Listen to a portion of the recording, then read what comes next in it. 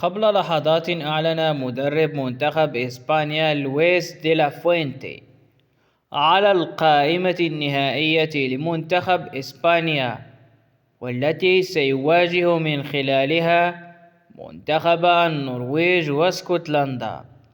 كما يعرف الجميع أن اللاعب إبراهيم دياز يحمل جنسية مغربية وجنسية إسبانية، وتعمد استقبال وليد الركراكي الناخب الوطني من أجل استعمال المغرب كورقة للضغط على الاتحاد الإسباني من أجل استدعائه لتمثيل لاروخا.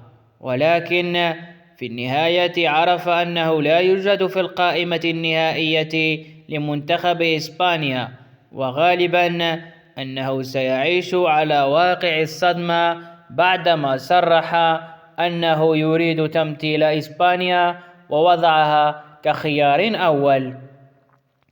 إبراهيم دياز لم يستفد من التجربة الماضية للاعبين مغاربة أمثال منير الحدادي مع منتخب إسبانيا وباقي اللاعبين من أصول مغربية، والتي ضحت بمستقبلها الدولي من أجل حلم بعيد المدى أو صعب تحقيقه.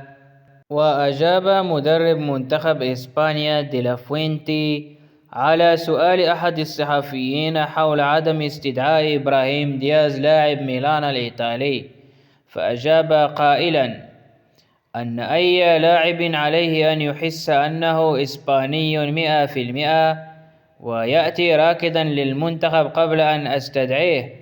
دياز كان يريد اللعب لإسبانيا، وبعدها أصبح يفكر في المغرب، لذلك لا يمكنني استدعاء لاعب لم يحسم قراره بخصوص المنتخب الذي سيمثله مستقبلا.